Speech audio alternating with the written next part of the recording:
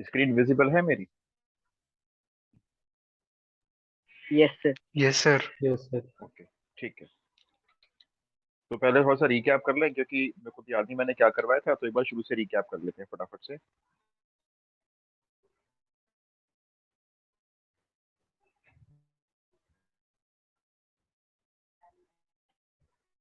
ए congruence B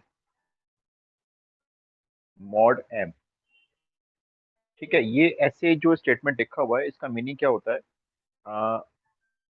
ए congruence B modulus M का मतलब ए minus B, अगर हम ए में से बी को माइनस करेंगे और डिवाइड एम करेंगे, तो ये जो आएगा ये एक इंटीजर आएगा।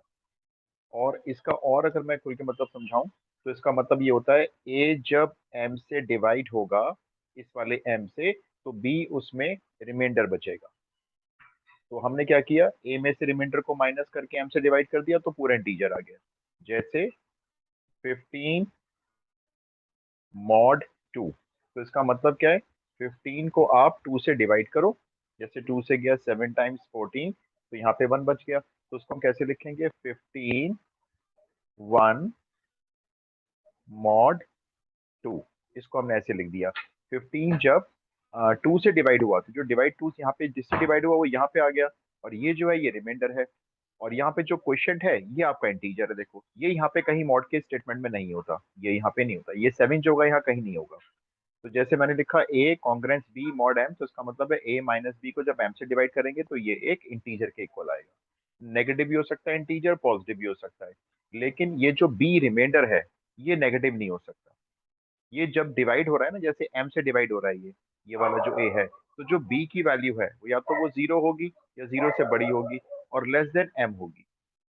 मतलब जिससे डिवाइड कर रहे हो, कभी भी रिमाइंडर उससे बड़ा नहीं हो सकता, तो छोटा होगा या ये, या फिर 0 से बड़ा होगा, m से छोटा होगा, 0 के इक्वल भी हो सकता है। तो ये तो हो गया हमारे मॉड का मीनिंग हो गया, ठीक है। अब इससे पहले जो 1 नंबर के क्वेश्चन एक्सपेक्टेड है पहले वो समझ लेते हैं।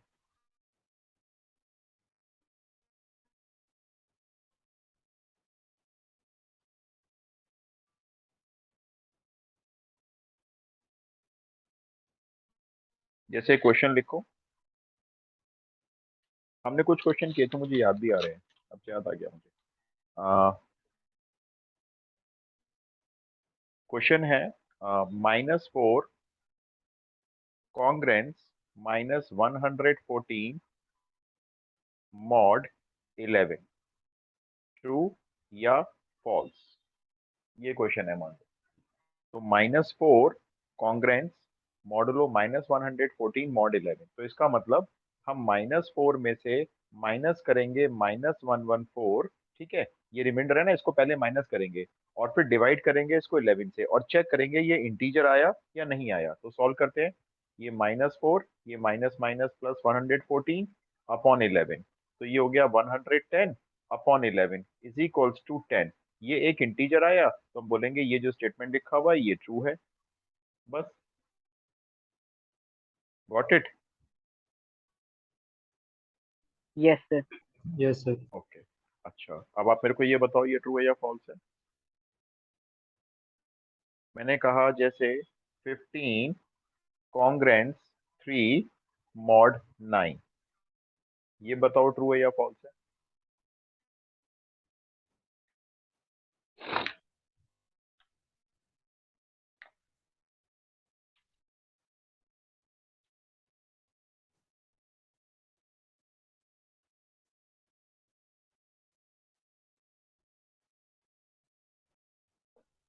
Sir false. ये फॉल्स है, बिल्कुल ठीक आया, फॉल्स आया सबका। Yes sir. Yes sir.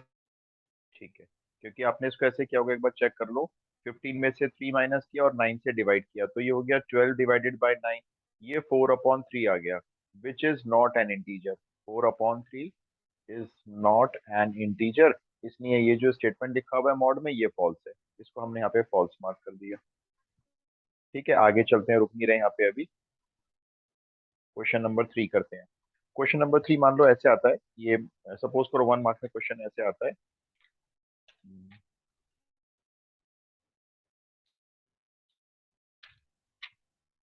If 100 congruence x mod 7 है। तो आपको इसमें बतानी है लीस्ट, मतलब कम से कम, छोटी से छोटी positive value of x. Least positive value of x is question mark. ये वाली बताओ।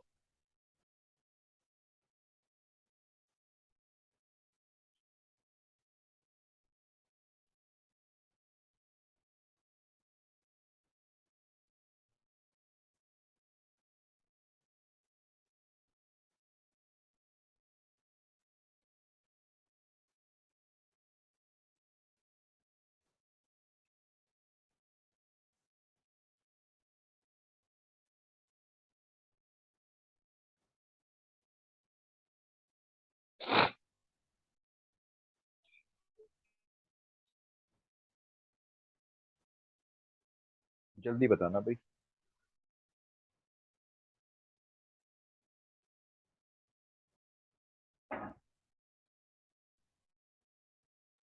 सर 14 रखने पे x2 आ रहा। मतलब मिनिमम वैल्यू 2 आ रही है और कोई? Yes sir.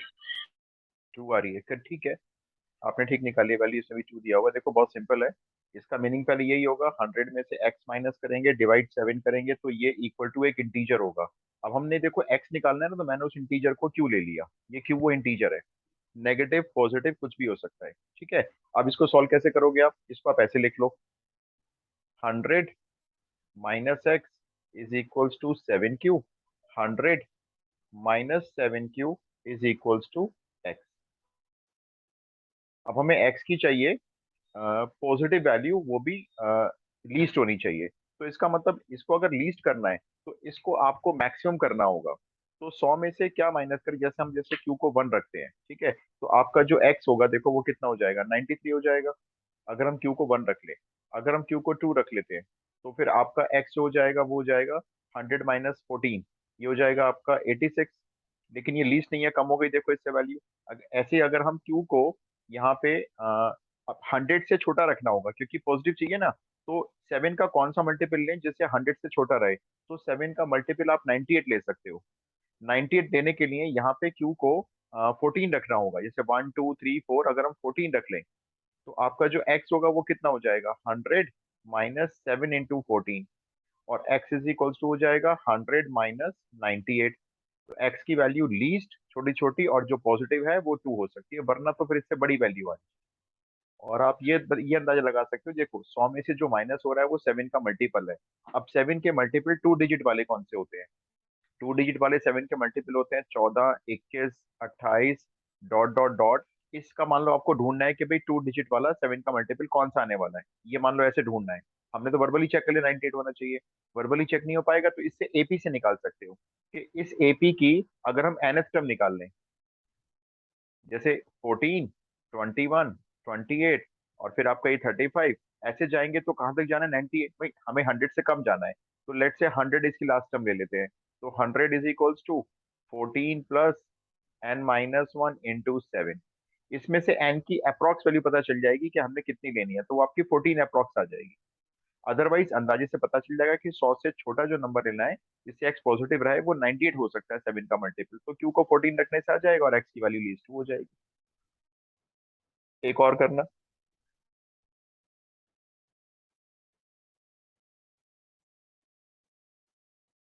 Question number 4। Question मान लीजिए ये है, find find a value of m between 70 and 80। 70 और 80 के बीच में आपको m की वैल्यू चाहिए, एक वैल्यू चाहिए, और जो इसको सेटिस्फाई करेगी। 14 कॉन्ग्रेंस 172 मॉड m। ये वाला ट्राई करो।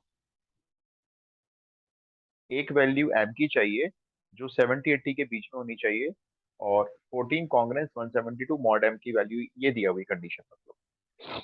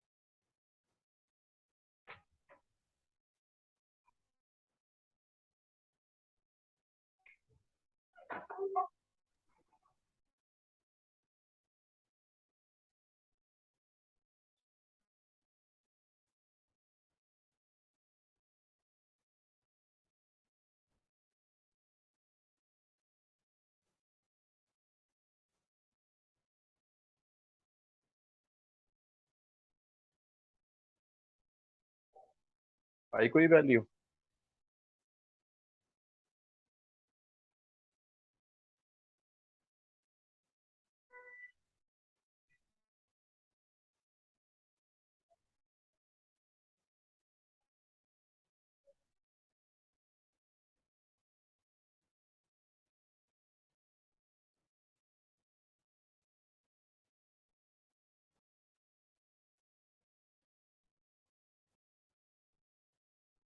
देखो ये आ गया ना जैसे, तो आपको ना 70-80 के बीच में एक ऐसा नंबर चाहिए। एम निकाल रहे हो ना आप यहाँ पे, 70-80 के बीच में। तो आपको क्यू का पता लगाना होगा। अब क्यू क्या होगा? जो इसको डिवाइड करेगा। भाई क्यू से डिवाइड हो रहा है ना, देखो ये, तो एम निकलेगा जो 70-80 के बीच में निकलेगा। अब 70-80 के बीच में कोई ऐसा नंबर ढूंढना होगा जो 158 को पूरा डिवाइड कर देता है, कंप्लीटली डिवाइड जो कर देता है। तो जैसे 70 और 80 के बीच में उस हमें नंबर ढूंढना है, वो 71 इसको डिवाइड नहीं कर सकता। फिर 158 72 से डिवाइड ये भी नहीं हो सकता, क्योंकि देखो ये मान लो इसको हम 2 से काट भी लें तो 36, और ये 79 ये भी डिवाइड नहीं हो रहा। तो अगर हम इसमें 73 लेंगे तो डिवाइड नहीं होगा, 74 से भी डिवाइड नहीं होगा ये। आपको इसमें रैंडम चेक करना पड़ेगा। 75 से डिवाइड नहीं होगा, 76 से डिवाइड करके देखते हैं। 158 डिवाइडेड बाई 76, 2 से गया 38 और 2 से गया 79। फिर ये और नहीं कटेगा, ये 79 से डिवाइड हो जाएगा मेरे ख्याल से। देखो अगर हम यहाँ पे Q की वैल्यू -79 ले लें या -2 ले लें, तो ये माइनस माइनस कैंसिल करेगा और 2 से डिवाइड होकर कितना आ जाएगा, ये 79। और देख लो इसके बीच में और कोई नंबर नहीं बनेगा 79 के अलावा। मतलब ये 158 70 और 80 के बीच में ना सिर्फ एक ही नंबर से डिवाइड होगा, और वो है आपका 79। तो इसका मतलब m को 79 लाने के लिए आपको q रखना पड़ेगा -2। q तो आपका इंटीजर है ना, कोई भी इंटीजर हो सकता है, तो -2 से डिवाइड करने पे जो m की वैल्यू आएगी वो 79 आ जाएगी। तो लीस्ट वैल्यू जो, सॉरी लीस्ट नहीं, जो 70-80 के बीच में m की वैल्यू हो सकती है जो उसको ट्रू बनाएगी, वो हो सकती है आपकी 79। नहीं हुआ क्लियर? सर एक बार और बता दें। देखो दोबारा सुनो, हमारे पास ये कंडीशन आ गई थी, -158 जब m से डिवाइड होगा तो q के इक्वल आएगा। ठीक है, ये जो m है ये 70 और 80 के बीच में होना चाहिए। 70-80 के बीच में आप कोई ऐसा नंबर ढूंढो जो इसको पूरा पूरा डिवाइड कर दे 158 को, तो हमारा q जो है वो क्वोशिएंट आ जाएगा। और q एक इंटीजर होता है, चाहे वो नेगेटिव हो चाहे वो पॉजिटिव हो। तो हमने 158 को किससे डिवाइड करें? 70-80 के बीच में, जिससे q को इंटीजर आ जाए। तो हमने 70-80 के बीच में रैंडम नंबर इकट्ठे करने शुरू किए। हमने कहा पहले 71 लेके देखते हैं। 71 158 को डिवाइड नहीं कर पाएगा, 72 भी नहीं कर पाएगा, 79 इसको डिवाइड कर पाएगा 158 को। तो अगर हम m की वैल्यू 70-80 के बीच में रखना चाहते हैं, तो इसका मतलब हमें q पता चल गया। भाई क्यू कितना होना चाहिए? अगर ये 79 होगा तो क्यू कितना होना चाहिए? 79 से इसको डिवाइड कर लो -2, तो क्यू अगर हम -2 लेते तो एम हमारा 79 आ जाता। तो एम की जो वैल्यू है वो 79 हो गई, जो 70-80 के बीच में लाई करेगी। और ये वो वैल्यू होगी जो 158 को पूरा पूरा डिवाइड कर दे। मतलब सिंपल ये सोचना था बस, कि ये जो 158 आया है सिर्फ इतना सोचना है बस, कि ये 158 70 और 80 के बीच में किस नंबर से डिवाइड हो जाएगा। जिस नंबर से ये डिवाइड हो जाएगा वही m की वैल्यू है। सिर्फ इतना सोचना है मतलब। आगे। अच्छा, अब एक तो टाइप देखो ये हो गई। अब एक टाइप इसमें ये होती है, जैसे मान लीजिए मैंने कुछ नंबर्स ले लिए रैंडम।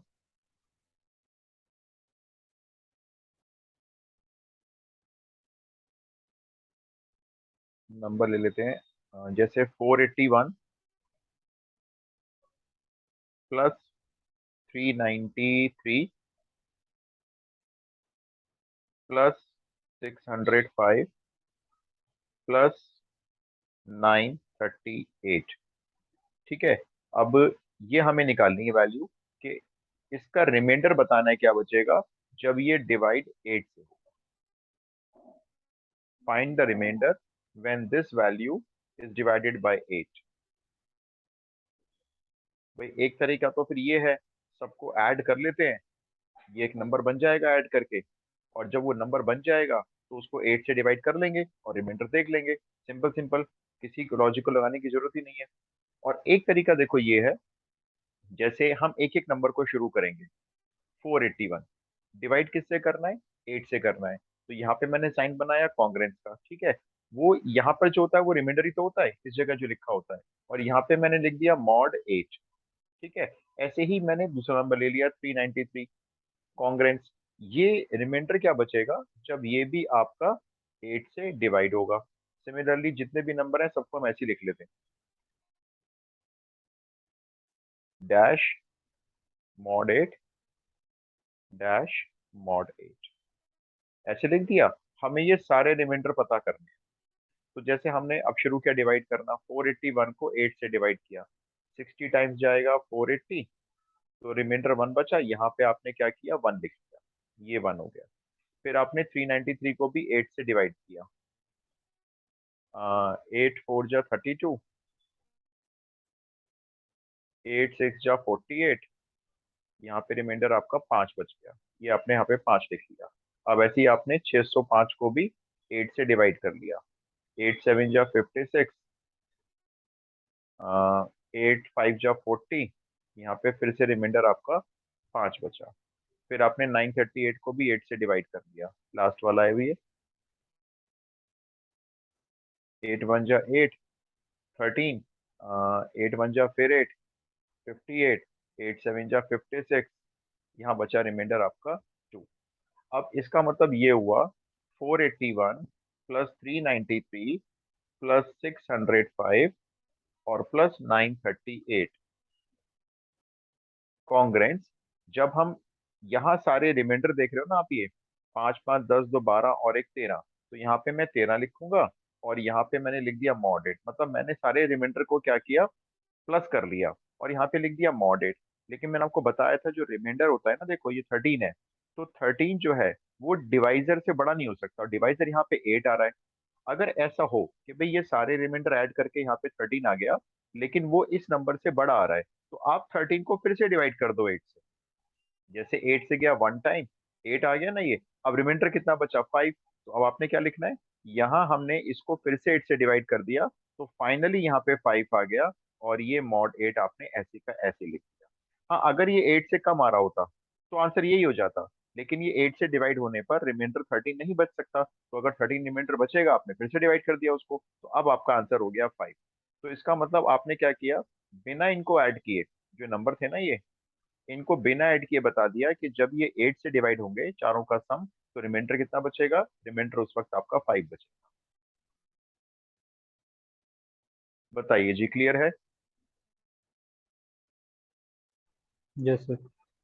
एक आप मुझे फटाफट से ऐसा करके दिखाओ, फिर मैं आपको नेक्स्ट टाइप बताता हूँ, क्योंकि इसमें ना एक नंबर का क्वेश्चन आना है, कोई टाइम बहुत लगाने की जरूरत है नहीं इसमें। तो आप मुझे एक ऐसे क्वेश्चन करके बताओ, मैं आपको नंबर दे रहा हूँ, रैंडम ले लेते हैं, 236, 373, 435 और 826 डिवाइडेड बाय 7, फाइंड रिमाइंडर। ये वाला आप मुझे जरा करके बताओ, ये एक टाइप का क्वेश्चन हो जाएगा फिर।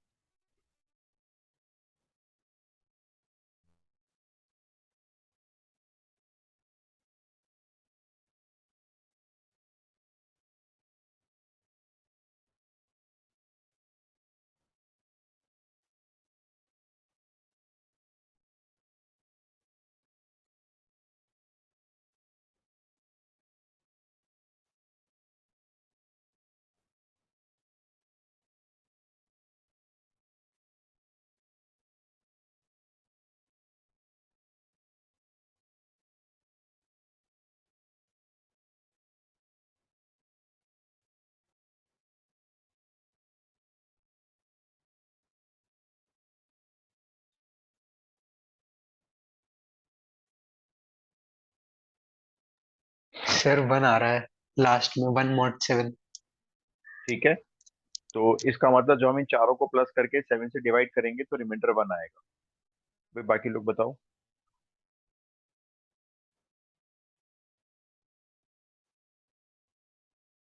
मैं एक काम करता हूँ, इसको ना कैलकुलेटर से चेक कर लेता हूँ एक बार। अभी चेक भी हो जाएगा ना फिर, क्योंकि आंसर नहीं है मेरे पास इसका, मैंने बना के दे दिया कुछ।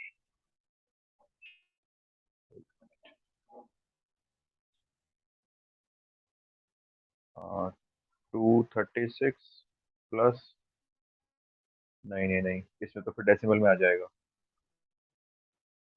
373 प्लस 435 प्लस 826, ये यस सर 1870 वन। आया।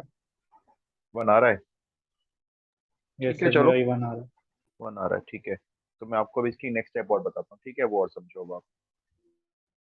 अब नेक्स्ट टाइप में जैसे हम यहाँ पे ना कुछ नंबर ऐड हो रहे थे, अब ऐसे ही ना ये मल्टीप्लाई हो सकते हैं। जैसे मान लो रैंडम ले लेते हैं, 112 मल्टीप्लाई 235 मल्टीप्लाई, सॉरी ये मल्टीप्लाई है,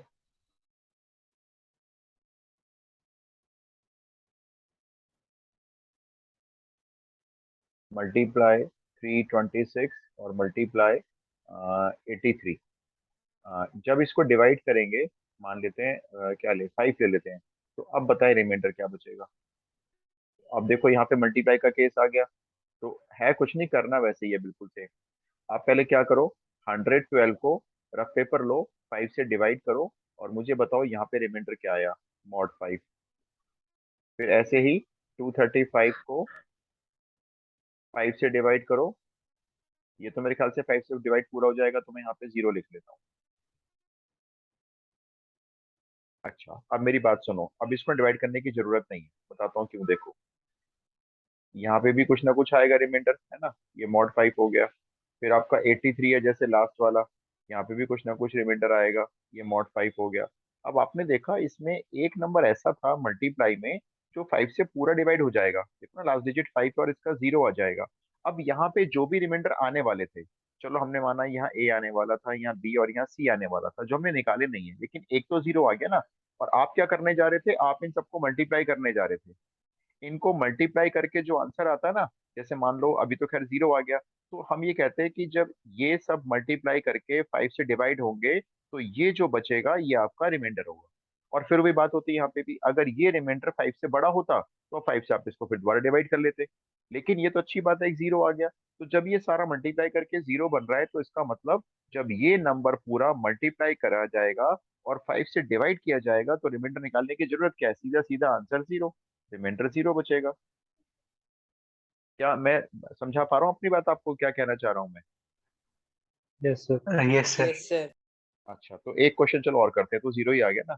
मैं ऐसा लेता हूँ जिसपे ना रिमाइंडर नहीं बचेगा, 0 नहीं बचेगा, मतलब 537 मल्टीप्लाई 114 डिवाइडेड बाई ले लेते हैं 7 ले लेते हैं, चलो। अब आप इसको करो, चलो 537 है ना, इसको रफ पेपर लेके 7 से डिवाइड करो, जो रिमाइंडर आएगा यहाँ लिख देना बॉक्स में अपने। ऐसे ही 114 को डिवाइड करो 7 से और रिमाइंडर को यहाँ लिख देना, ये वाला करो जरा। इसमें देखो 0 नहीं आएगा रिमाइंडर।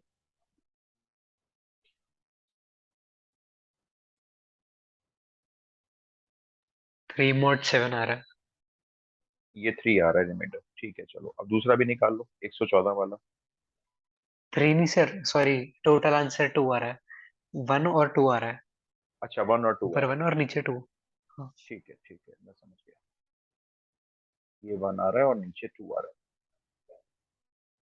इसको 1 कर लेते हैं और इसको 2 कर लेते हैं, ठीक है। वही सब लोग चेक कर लो, 1 और 2 ही आ रहा है ना।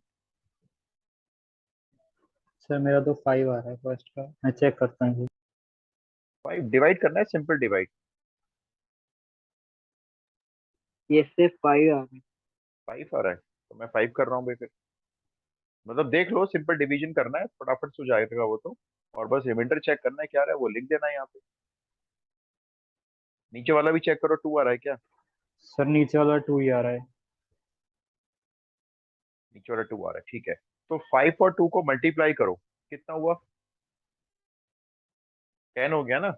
537 114 कॉन्ग्रेंस 10, फिर ऐसे लिखा आपने और यहाँ लिख दिया मॉड 7। अब एक बात बताओ, रिमाइंडर 10 बच सकता है क्या अगर आप 7 से डिवाइड कर रहे हो तो? नो सर, 3 हो जाएगा। है ना, तो 3 हो जाएगा ना, बिल्कुल सही बात। तो जो ये 10 बचा ना, इसको आप फिर से 7 से डिवाइड कर लो, तो 7 × 1 7, 3 बचा। तो आप यहाँ पे 10 को हटा दो और इसकी जगह यहाँ पे आ जाएगा रिमाइंडर 3 मॉड 7। ये आपका आंसर हो गया। मतलब आपने इन दोनों को बिना मल्टीप्लाई किए बता दिया कि जब ये 7 से डिवाइड होंगे तो रिमाइंडर कितना बच रहा होगा, उस वक्त 3 बच रहा होगा।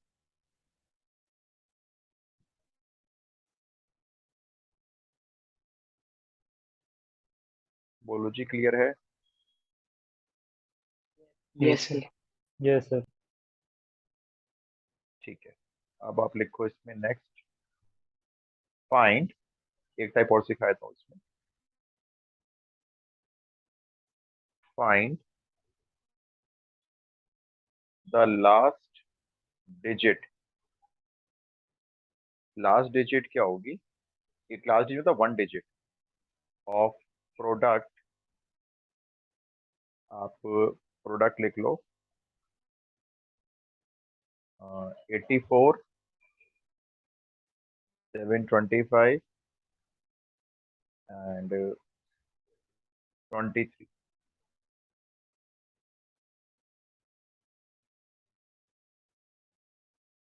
वैसे तो हम आइडिया भी लगा लेते हैं, आइडिया निकल जाता है। तो अगर आपको देखो लास्ट 1 डिजिट निकालनी है, ठीक है, तो आपने क्या करना है, इन सबको ना आपने 10 से डिवाइड करना है।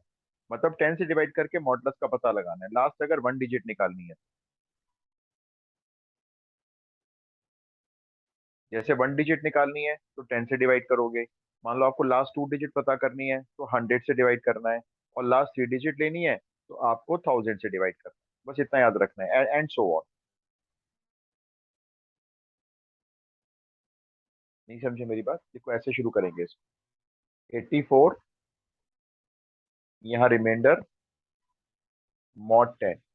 अब 84 को जब 10 से डिवाइड करोगे वर्बली हो जाएगा ये, तो यहाँ पे 4 बचेगा। 725 मॉड 10।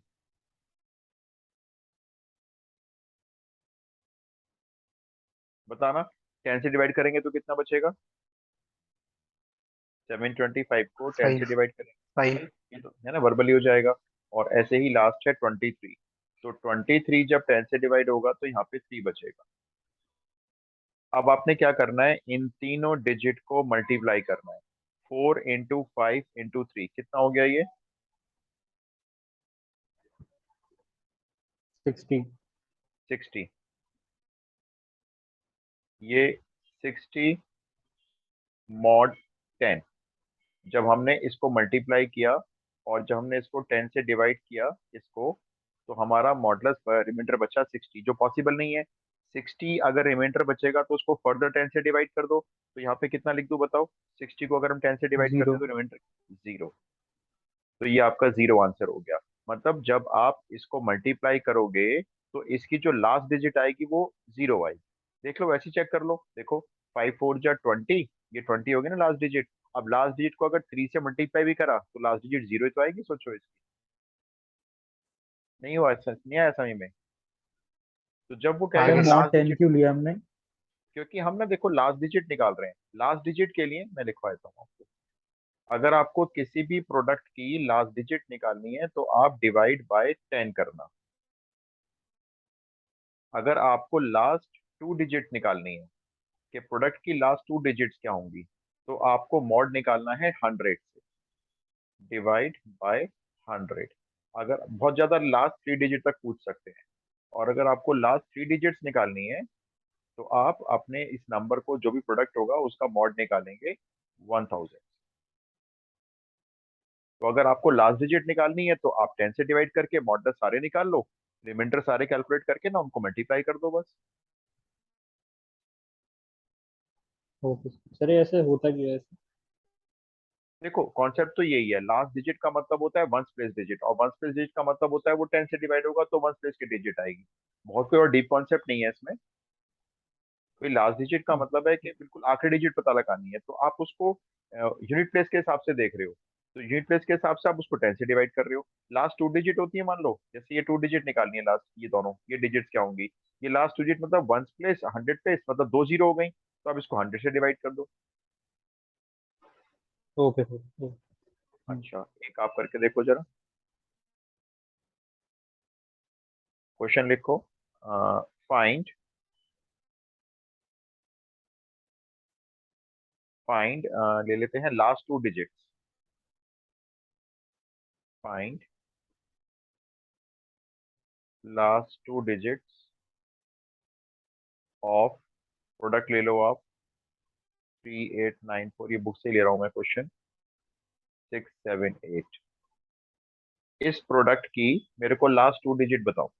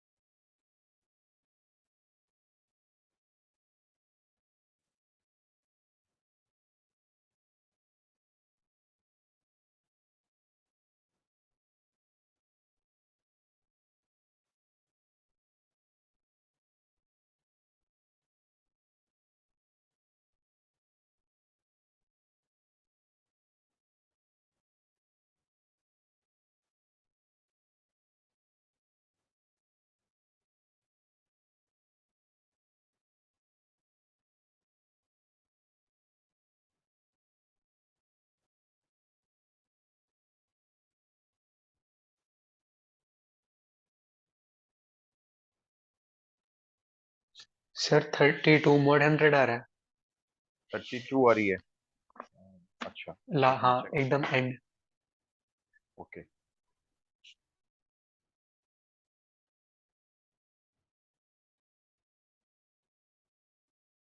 भाई बाकी लोग बताओ। 100 से डिवाइड करना है दोनों नंबर को पहले तो।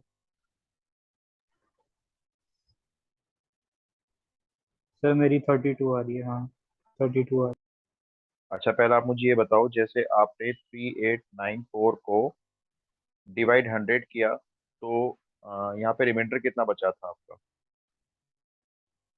सर लास्ट के 2 डिजिट 94। लास्ट के 2 डिजिट्स, है। ठीक है 90। ना? फिर आपने, ठीक है, फिर 678 को भी आपने 100 से डिवाइड कर लिया, तो कितना बचा आपका? 78। 70। 70। फिर बताओ आपने इसके बाद क्या किया, पहले आप मुझे बताओ, क्योंकि मेरे हिसाब से तो 32 नहीं बैठ रहा, मैं तो कहूंगा 94 × 78 करो, ये बचेगा रिमाइंडर। नहीं समझे मेरा क्वेश्चन क्या है? मेरा क्वेश्चन ये है कि अभी मैं इसको ऐसे लिखूंगा, 3894 मल्टीप्लाई 678 कॉन्ग्रेंस, यहाँ पे मल्टीप्लाई करके आएगा, 94 और 78 मल्टीप्लाई करके तो कुछ और आएगा ना। तो आपका 32 कैसे आया, आप सेवन। ये बताओ। सर। सेवन सर उस थ्री 7332 आया मल्टीप्लाई आपने करके। उसके बाद आपने क्या किया, बस इतना और बता दो। 100 से डिवाइड। बस, आप ठीक बता रहे हो आप, क्योंकि ये जो नंबर आ रहा है रिमाइंडर बच ही नहीं सकता। अगर आप 100 से डिवाइड कर रहे हो तो रिमाइंडर क्या बचना चाहिए? ये जो लास्ट 2 डिजिट दिख रही है, अभी आंसर हो गया आपका। तो 32 होंगी लास्ट 2 डिजिट जब ये नंबर आपका डिवाइड होगा 100 से। बताएं, अभी क्लियर हुआ थोड़ा सा? Yes sir. Yes sir. Yes sir. ठीक, ठीक है। तो इसमें मैं एक चीज और सिखाता हूँ आपको।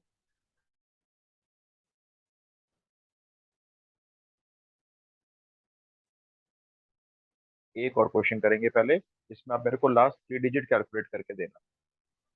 2331 1024 7296, इसकी मेरे को लास्ट 3 डिजिट कैलकुलेट करके और दे दो फटाफट से। लास्ट 3 डिजिट्स, एक ही और कर लेते हैं लास्ट 3 डिजिट का।